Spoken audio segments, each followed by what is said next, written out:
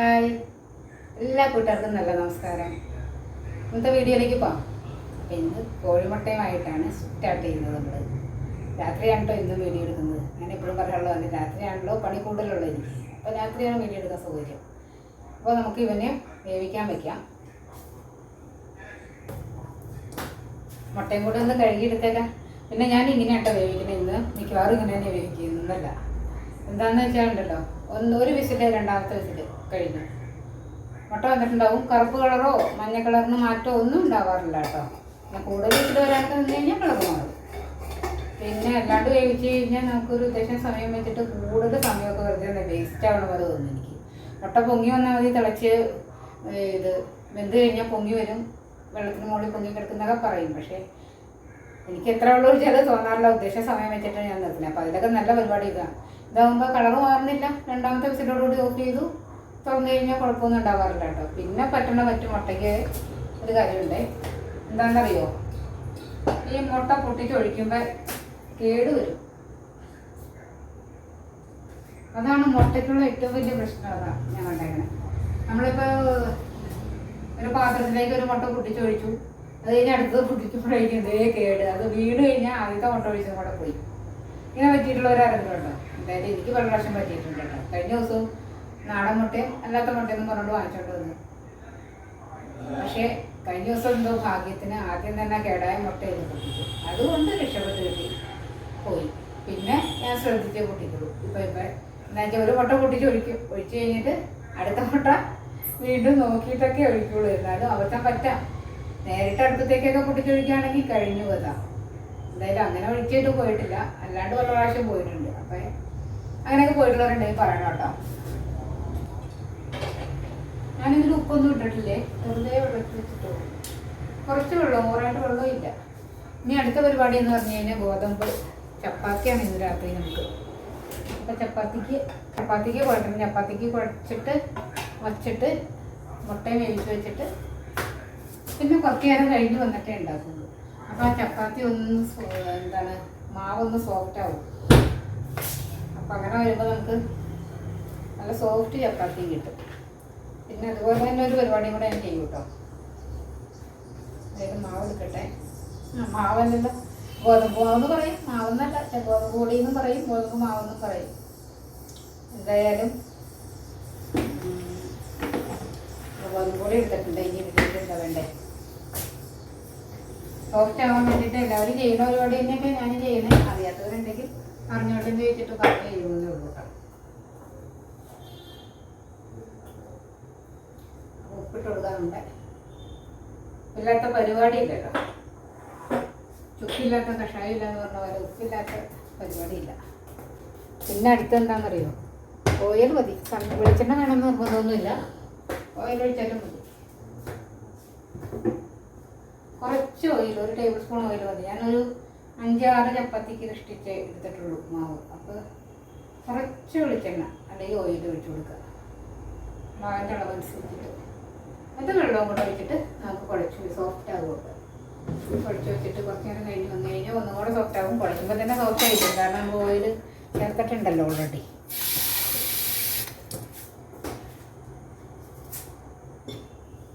ഇന്നലെ കാത്തൂനെ കണ്ടില്ലേ? കാത്തൂൻ്റെ ഡയലോഗാണ് ഓൾറെഡി.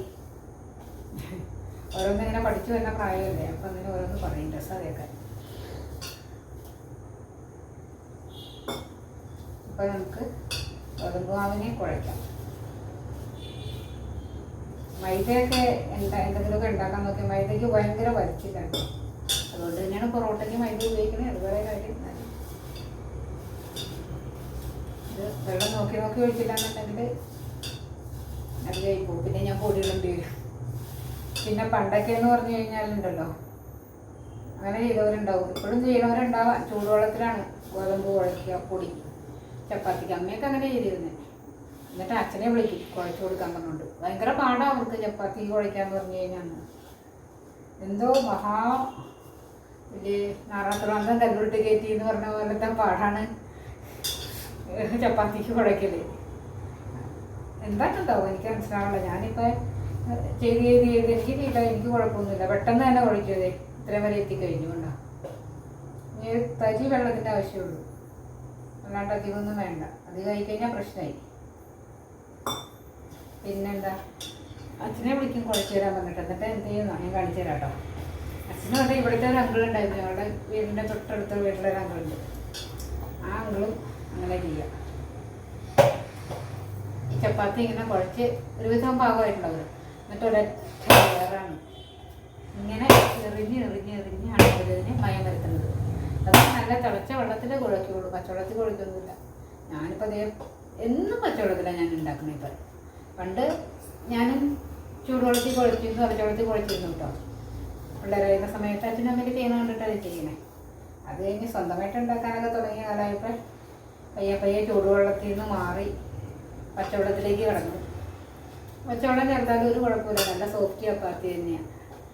അല്ലാണ്ട് ഒരു കുഴപ്പമില്ല, നല്ല അടിപൊളി ചപ്പാത്തി.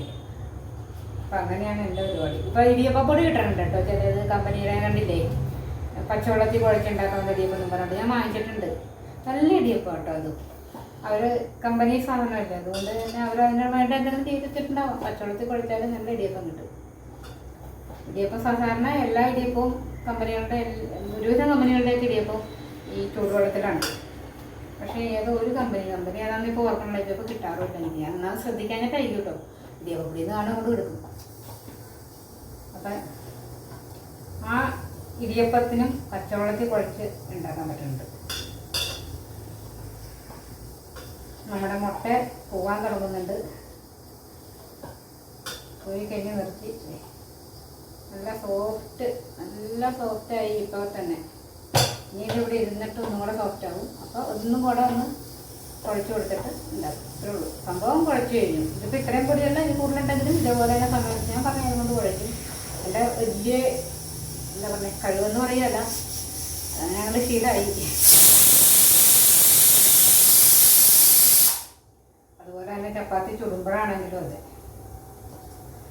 നമുക്ക് വേഗം ചുട്ട് തീർക്കാൻ പറ്റിയൊരു പരിപാടിയുണ്ട്. ഞാൻ നോക്കട്ടെ, കാണിക്കാൻ പറ്റുകയാണെങ്കിൽ കാണിക്കാം. ഈ മാവ് ഇവിടെ ഇരിക്കട്ടെ. നമ്മുടെ മുട്ടയുടെ തീ ഓഫാക്കി മാവ് അടച്ചു വെച്ചു. ഈ മുട്ടയുടെ മറ്റേ കുക്കറിൻ്റെ ഗ്യാസ് പോയി കഴിഞ്ഞാൽ നോക്കാം. ആ സമയം കൊണ്ട് നമ്മുടെ ചപ്പാത്തി മാവ് സോഫ്റ്റായി വരും. അപ്പോൾ പോയിട്ട് വരാം.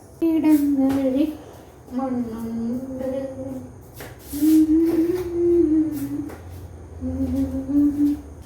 നാളികേരത്തിൻ്റെ നാട്ടിലെനിക്കൊരു നാഴിയിടങ്ങഴി മണ്ണുണ്ട്, ഒരു നാഴിയിടങ്ങഴി മണ്ണുണ്ട്. എൻ്റെ അച്ഛന് ഇഷ്ടപ്പെട്ട പാട്ട. അച്ഛൻ നോർത്ത് ഇന്ത്യയിലൊക്കെ ആയിരുന്നു ജോലി. അപ്പം അതുകൊണ്ട് ഇങ്ങനെ കൂട്ടുകാരുടെ ഇടയിൽ ഇരുന്ന് ഈ പാട്ടൊക്കെ പാടുക. അമ്മ ഇവിടെയും അച്ഛൻ അവിടെയും. അപ്പോൾ നമുക്ക് ചപ്പാത്തി ഉണ്ടാക്കാം. നമ്മുടെ മുട്ട വെന്തിരിപ്പുണ്ട്. ചപ്പാത്തി ആദ്യം ഉണ്ടാക്കി കഴിഞ്ഞാലേ മുട്ടയുടെ ഗ്രേവി ഉണ്ടാക്കണ്ടേ. മുട്ട വെന്തിരിക്കുക. ഇനിയിപ്പോൾ അത് തുറന്ന് മാറ്റിയാൽ മതി.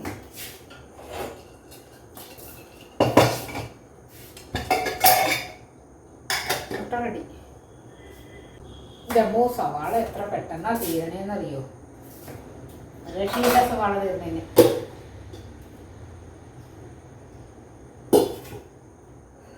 തൽക്കാലം ഇവർ നീങ്ങിയിരിക്കട്ടെ. ഇത് സവാള എറിഞ്ഞിട്ട് എന്താ പറയുക, മുട്ടക്കറി വയ്ക്കാം. എനിക്ക് വെറുതെ ഇങ്ങനെ പരിപ്പിട്ടിട്ട് പരിപ്പ് മാത്രം വേവിക്കും. അങ്ങനെ കറി വയ്ക്കാനും നല്ലതാണ്. ഇത്തിരി നാരങ്ങാനീര് പിഴിഞ്ഞ് കൊടുത്താൽ മതി. എന്നിട്ട് മഞ്ഞപ്പൊടിയും മുളക് പൊടി ഉപ്പും എല്ലാം ഇട്ട് വേവിച്ചിട്ട് നല്ലപോലെ ഉടഞ്ഞ് വേവിക്കണം. എന്നിട്ട് അതിലേക്ക് സ്വല്പം നാരങ്ങാനീരും പിഴിഞ്ഞ് വെച്ചിട്ട് കടുക് വറുത്താൽ മതി. കടുകും മുളകും കരിവേപ്പിലയൊക്കെ ഇട്ടിട്ട്. എന്നിട്ട് പച്ചമുളക് വേണമെങ്കിൽ കീറിയിടാം കേട്ടോ. നല്ല ടേസ്റ്റാണ്. ഉണ്ടാക്കി നോക്കണേ ഈ ചപ്പാത്തിക്ക് കറിയായിട്ട്. അമ്മ പറയും, അമ്മയ്ക്ക് ഇങ്ങനെ ആ പരിപ്പ് ഉണ്ടാക്കുന്നത് ഞാൻ ഇത്തിരി വെള്ളമായിട്ട് എടുക്കുക. അമ്മ ഉണ്ടായപ്പോൾ അമ്മ പറയുന്നു വെള്ളം വേണ്ട, കട്ടിയായിട്ട് എടുക്കാമെന്ന് പറയാം. അങ്ങനെ കട്ടിയായിട്ട് ഇരുന്ന് കഴിഞ്ഞാൽ ഇവിടെ ഓരോരുത്തരും ചാറ് അന്വേഷിക്കുന്നവരായതുകൊണ്ട് രക്ഷയില്ല. അമ്മ പറഞ്ഞു കേട്ടിട്ടേ ഉള്ളൂ, ഞാനങ്ങനെ കഴിച്ചിട്ടില്ല കേട്ടോ. അപ്പോൾ ഞാൻ ഉണ്ടാക്കി വരുമ്പോൾ അതിന് ചാറായി മാറും. അതുകൊണ്ട് തന്നെ കട്ടയ്ക്ക് ഇരിക്കണ പരിപ്പെന്ന് പറയണേ അമ്മ.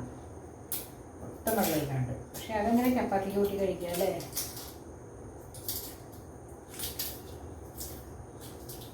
അച്ഛനും ഇഷ്ടമായിരുന്നു, അമ്മ അത് ഉണ്ടാക്കുമായിരുന്നു എന്നൊക്കെ പറഞ്ഞു കേട്ടിട്ടുണ്ട്. പക്ഷേ എനിക്ക് കഴിച്ച ഓർമ്മയില്ല. അപ്പോൾ ഞാൻ ഈ ഉള്ളിയൊക്കെ അരിഞ്ഞിട്ട് തക്കാളി എടുത്തിട്ട് ഇപ്പോൾ നമ്മുടെ മുട്ട റെഡിയാക്കാം. ഭയങ്കര ചിലവാ സവാള, ഒരു രക്ഷയില്ല സവാള ചിലവ്. എത്ര സവാള വാങ്ങിച്ചാലും തികയില്ല. ഒരു പോയി വാങ്ങിക്കണം സവാള വാങ്ങിക്കണമെങ്കിൽ. അപ്പോൾ കുറേ നാളത്തേക്ക് ഇരിക്കും, കാരണം കുറേ കൂടുതൽ വാങ്ങിക്കും. അപ്പോൾ അവിടെ നിന്ന് ചില സമയത്ത് വില കുറവുണ്ടാവും, എന്നാലും പൊതുവേ പുറമേ വെച്ച് നോക്കുമ്പോൾ വില കുറവൊക്കെ ആയിട്ട് തോന്നും. അപ്പം അവിടെ നിന്ന് അങ്ങോട്ട് വാങ്ങും. നമുക്ക് കാണുമ്പോൾ തന്നെ അറിയാം തീരെ ഇല്ലെന്ന്. നമ്മൾ ചെറിയ സവാള അപ്പം നാളെ തന്നെ വാങ്ങിക്കണം. ഇനി ഒരു സവാളയും കൂടി കിട്ടും. വലിയ സവാളയൊക്കെ ആണെങ്കിൽ 2 സവാള ഇട്ട കാര്യമായി. ഇതിപ്പോൾ 3-4 സവാള ഇടുന്നു. 8 മണിയായിരിക്കും. വേഗം പണി നീക്കട്ടെ. ഒരുപാട് നീട്ടണ്ട വീഡിയോ എന്നൊക്കെ വിചാരിക്കും കേട്ടോ. എന്തെങ്കിലുമൊക്കെ പറഞ്ഞു വന്നു കഴിയുമ്പോൾ നീട്ടിയിടും. അതാ ഇതേ എളുപ്പത്തിൽ വയ്ക്കാനായിട്ട് നമ്മൾ കുക്കറിലിട്ട് വെച്ചാൽ മതി. സവാള കുക്കറിലിട്ട് വഴറ്റിയിട്ടേ കുറച്ച് നല്ലോണം അടിക്കണം കേട്ടോ. വിസിൽ നല്ലോണം വേണം. 5-10 വിസിലെങ്കിലും വന്നാലേ എന്തെങ്കിലും ആവുള്ളൂ. എന്നാലും പെട്ടെന്ന് ആവുമല്ലോ. ഒക്കെ തക്കാളിയും സവാളയും പച്ചമുളകും മസാല എല്ലാം കൂടി ഇട്ടിട്ട് വഴറ്റി അതിനെ പാകത്തിന് വെള്ളം ഒഴിച്ചിട്ട് വിസിൽ വെച്ച് നമുക്ക് എടുക്കാം. അപ്പോൾ പെട്ടെന്ന് നമ്മുടെ കറി റെഡിയാവും. അപ്പോൾ ആ കറി റെഡിയാവണ നേരം കൊണ്ട് ചപ്പാത്തി തന്നെ ഈസി അല്ലേ, വേഗം ചപ്പാത്തി വെച്ചെടുക്കാം. കണ്ണിൽ നിന്ന് വെള്ളം വന്നിട്ടുണ്ട്. ഈ സവാളയും ചെറിയ ഉള്ളിയൊക്കെ അരിയുമ്പോൾ കണ്ണിൽ നിന്ന് വെള്ളം വരാണ്ടിരിക്കാനായിട്ടൊരു മാർഗമുണ്ട് കേട്ടോ. അപ്പോൾ സവാള ഞാൻ 2ആയിട്ട് പൊളിച്ചില്ലേ, പ്രത്യേകിച്ച് സവാളയ്ക്ക് 2ആയിട്ട് പൊളിച്ച് കഴിഞ്ഞിട്ട് നമുക്ക് മിക്സി പോലെ ചെറിയ ഉള്ളിയൊക്കെയാണെങ്കിൽ ഫ്രിഡ്ജിൽ വെച്ചിരുന്നാൽ മതി കുറച്ച് നേരം തൊലി കളഞ്ഞിട്ട്. എന്നിട്ട് അരിഞ്ഞ് കഴിഞ്ഞാൽ തണുപ്പ് കൊണ്ടിട്ട് അതിൻ്റെ ഇത് നീര് പുറത്ത് വരില്ല. അപ്പോൾ അരിയുമ്പോൾ കണ്ണിന് വെള്ളം വരില്ല. ഈ സവാളയാണെന്നുണ്ടെങ്കിൽ ഇതേമാതിരി 2ആയിട്ട് പൊളിച്ചിട്ട് ഒരു പാത്രത്തിൽ വെള്ളം എടുത്തിട്ട് ആ വെള്ളത്തിലേക്ക് ഇട്ട് വെച്ചിരുന്നാൽ മതി. എന്നിട്ട് ആ വെള്ളത്തിൽ നിന്ന് ഒരു 5 മിനിറ്റ് വേണ്ട. നമ്മൾ ഇപ്പോൾ സവാള 5-6 സവാളയൊക്കെ ഉണ്ടെങ്കിൽ എല്ലാം ഇതേമാതിരി തോല് കളഞ്ഞ് കഴുകി വൃത്തിയാക്കി ഓരോന്നോരോന്ന് അരിഞ്ഞ് ഇടുമ്പോഴേക്കും തന്നെ സമയമാവില്ലേ. ആ സമയം മതി ആദ്യം ഇട്ടത് എടുക്കാൻ പാകത്തിനാവും. പെട്ടെന്നാവും. പറഞ്ഞ നേരം കൊണ്ട് ഒരു 5 മിനിറ്റ് കഷ്ടിച്ച് പച്ചവെള്ളത്തിൽ കിടന്നാൽ മതി. എന്നിട്ട് അവിടെ നിന്ന് എടുത്ത് അരിഞ്ഞ് കഴിഞ്ഞാൽ കണ്ണിൽ നിന്ന് വെള്ളം വരില്ല. അപ്പോൾ പറഞ്ഞ നേരം കൊണ്ട് നമ്മുടെ സവാള എന്തായാലും അരിഞ്ഞു ഞാൻ കുക്കറിലേക്ക് ഇട്ട് കൊടുക്കാം. ആരാ അരിയണേ വിളിക്കാൻ സ്വപ്നം കണ്ടെന്നാണ് വിഷ്ണു വിളിക്കണ കാര്യം. ചെന്ന് ചോദിച്ചപ്പോൾ അവൻ ആരും വിളിച്ചു ചോദിക്കും. കറക്റ്റ് വെച്ചാൽ കഴിച്ചു ഞാൻ ഒന്ന് കഴിക്കാം. ഇനി നമുക്ക് ഇഞ്ചിയും വെളുത്തുള്ളി വേണം. വെളുത്തുള്ളിയുടെ തൊണ്ട് കളയാൻ പാടല്ലേ.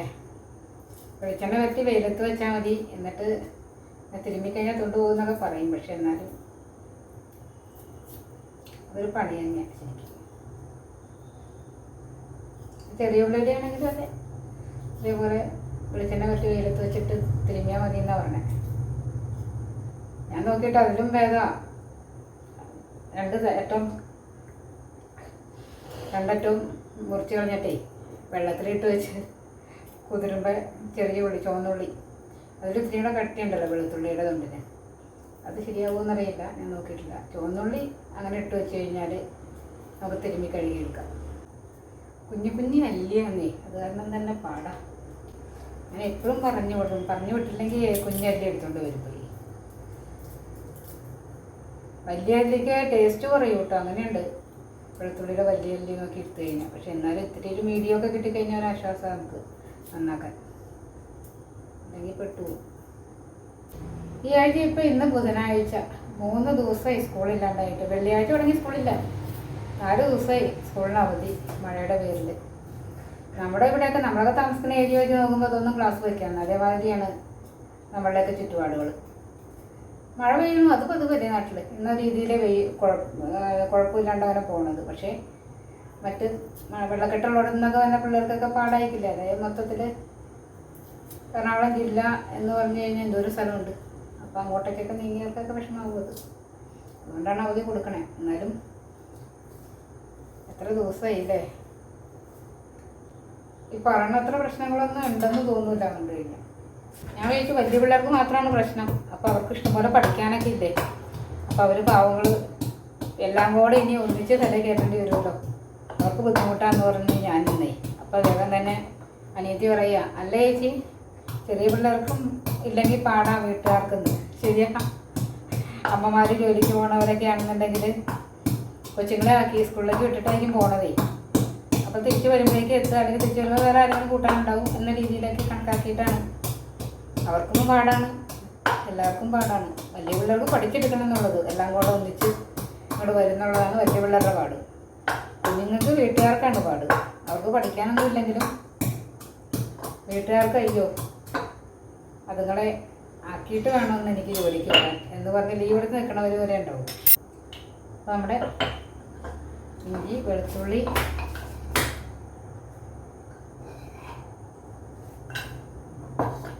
സവാള ഉപ്പിട്ടിട്ടൊന്ന് വഴറ്റിയിട്ടേ നമുക്ക് മഞ്ഞൾപ്പൊടിയും മുളക് പൊടിയും ബാക്കി മസാലകൾ ഇട്ട് കൊടുക്കാം. ഗരം മസാല പിന്നെ എന്തെന്നാ വേണ്ടേ. പിന്നെ വിഷ്ണുവിനെ വിളിച്ചു കഴിഞ്ഞാൽ അവൻ ഏത് മസാലയും ചേർക്കും. ചിക്കൻ മസാല ചേർക്കും. അങ്ങനെയാണ് അവൻ്റെ പണി. അപ്പോൾ ഇത് വഴറ്റിയിട്ട് വരട്ടെ. കുക്കറെന്ന് പറയുമ്പോൾ അടി കട്ടിയുണ്ട്, കുടുതം പാത്രമല്ലേ. അപ്പോൾ അതാണ് പെട്ടെന്ന് ആവുക പറഞ്ഞ കുക്കറിൽ. ചീൻചട്ടി എന്ന് പറഞ്ഞാൽ പരന്ന പാത്രമല്ലേ. വിഷ്ണു മസാലകൾ ഇടുമോ? ചെറിയ തലവേദന നിൽക്കട്ടോ. അപ്പോൾ നമുക്കേ ഈ മസാലയൊക്കെ ഇടണ കണ്ടിട്ട് വന്നാലോ. ഇങ്ങനെ വെച്ചുകൊണ്ടിരുന്ന മസാല ഇടുന്നത് കാണാൻ പറ്റില്ല. കണ്ടിട്ട് വരാം. എന്ത് മസാല ഇത്? ചിക്കൻ മസാല.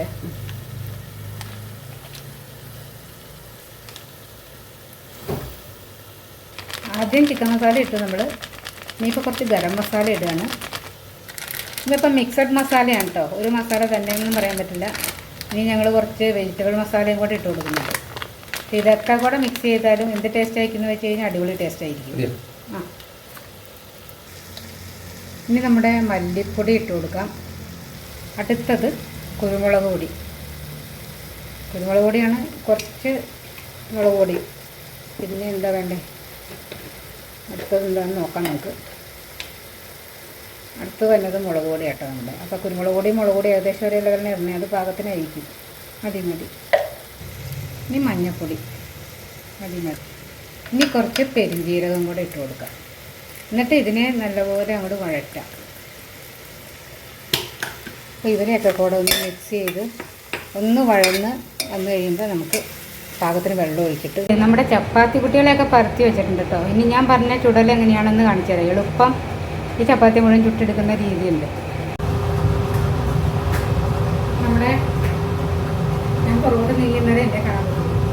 അവിടെ കല്ല് ചൂടായി വരട്ടെ, എന്നിട്ട് ഞാൻ കാണിച്ചു തരട്ടെ. ചൂടിന് എങ്ങനെയാണെന്ന് കുറേ പേർക്കൊക്കെ അറിയാവുന്നവരുണ്ട്, അവർക്ക് മനസ്സിലായി കാണും. പിന്നെ ഈ പട്ടാളക്കാരൊക്കെ അങ്ങനെയാണ് ചുട്ടെടുക്കുന്നതെല്ലാം കാണാം. അപ്പം ഞാൻ ഇടയ്ക്കൊക്കെ ചുട്ടും അങ്ങനെ ചിലപ്പോൾ തോന്നിയാൽ ഓരോന്നേരം ചുറ്റും.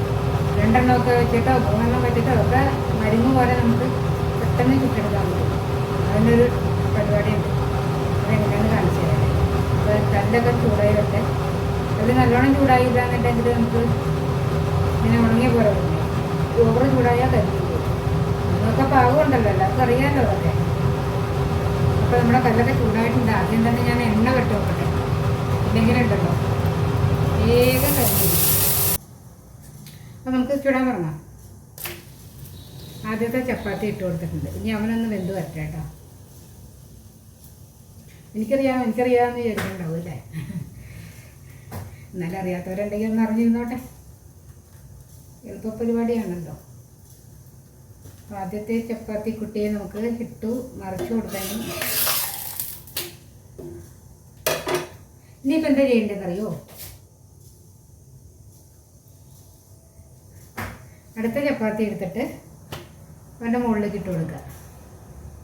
ഇതിപ്പോൾ എങ്ങനെ വേവുന്ന വിചാരിക്കുകയാണെന്നുണ്ടെങ്കിൽ തിരിച്ചും മറിച്ചും ഇട്ട് കൊടുക്കണം.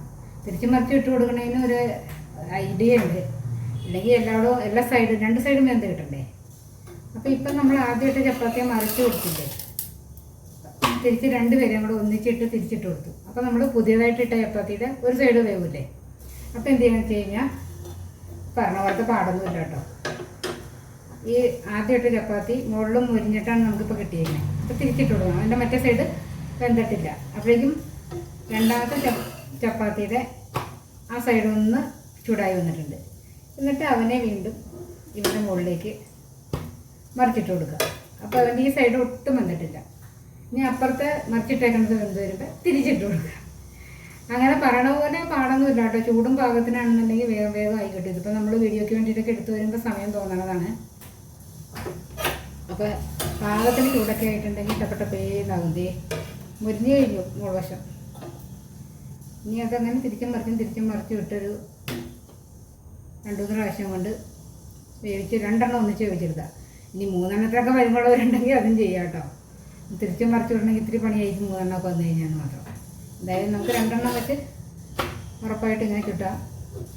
അപ്പോൾ എങ്ങനെയുണ്ട് എൻ്റെ ചപ്പാത്തി ടിപ്പ്? കൊള്ളാമോ? പിന്നെ മുട്ടയുടെ കറി കുക്കറിൽ നിന്ന് വെന്ത് റെഡിയായിട്ട് ഇരിപ്പുണ്ട്. ഇനി അത് തുറക്കാനായിട്ടില്ല. തുറന്നു കഴിഞ്ഞാൽ നല്ലപോലെ വെന്ത് ഒടിഞ്ഞ് റെഡിയായിട്ട് ഇരിപ്പുണ്ടാവും. അത് നമുക്ക് കടുക് വറക്കണമെന്നുണ്ടെങ്കിൽ വീണ്ടും കടുക് വറക്കാൻ കഴിഞ്ഞിട്ടിട്ടിട്ട്, അതല്ലാന്നുണ്ടെങ്കിൽ വെള്ളമൊക്കെ ഇത്തിരി കൂടുതലാണെന്നൊക്കെ തോന്നിയാൽ ഒന്നും കൂടെ ഒന്ന് തിളപ്പിച്ച് വറ്റിച്ചെടുത്താൽ മതി. പാകത്തിന് നമ്മുടെ മുട്ടക്കറിയുടെ പാകമൊക്കെ എല്ലാവർക്കും അറിയാമല്ലോ. ആ പാകത്തിനൊക്കെ എടുത്താൽ മതി. ചപ്പാത്തി വെന്തേക്കണം കേട്ടോ. മറ്റേ സൈഡിൽ വെന്തിട്ടുണ്ട് കുറച്ച്, എന്നാലും ഒന്നും കൂടെ വേവാനുണ്ട്. പിന്നെന്താ, മുട്ടയും വേവിച്ച് വെച്ചിട്ടുണ്ട്. അപ്പോൾ അതിലേക്ക് ഇടുക, കഴിക്കുക. അത്രേ ഉള്ളൂ പരിപാടി. ഇന്നത്തെ പരിപാടി ഇവിടെ നിർത്താം അല്ലേ? വേഗം ആവണുണ്ട്. മറ്റേ ചപ്പാത്തിയുടെയും സൈഡ് വെന്തു, ഒരു സൈഡ് വെന്തു, മറ്റേ സൈഡിൽ വേവാനുള്ളൂ. എങ്ങനെയുണ്ട് ഐഡിയ? കൊള്ളാമോ? അപ്പോൾ ഇഷ്ടപ്പെട്ടാൽ ലൈക്ക് ചെയ്യാനും ഷെയർ ചെയ്യാനും സബ്സ്ക്രൈബ് ചെയ്യാനൊന്നും മറക്കണ്ട. പിന്നെ ഹൈപ്പും കൂടെ ഒന്ന് ചെയ്തേക്കണേ. അപ്പോൾ നമുക്ക് ഇന്നത്തെ വീഡിയോ ഇവിടെ നിർത്താം അല്ലേ? കറി കാണിക്കാൻ പറ്റുമെന്ന് നോക്കട്ടെ. കറിയിൽ തുറന്നു വന്നിട്ടാണ്. അതിനുവേണ്ടി വെറുതെ കുറേ വർത്തമാനം പറഞ്ഞ് നിന്നിട്ട് കാര്യമില്ലല്ലോ. നോക്കട്ടെ, എടുക്കാൻ പറ്റുകയാണെങ്കിൽ എടുക്കാം. ഇല്ലെങ്കിൽ ഇത്രയുള്ള കാര്യം ഞാൻ പറഞ്ഞ പോലെ ചെയ്താൽ മതി. എളുപ്പത്തിൽ നമ്മുടെ കറി റെഡിയായി കിട്ടും. എന്തായാലും എന്നെ കാണിച്ചില്ലെങ്കിലും കറി കാണിക്കാൻ നോക്കാം ഞാൻ കേട്ടോ. അപ്പോൾ തൽക്കാലത്തേക്ക് ബൈ. അപ്പോൾ അതേ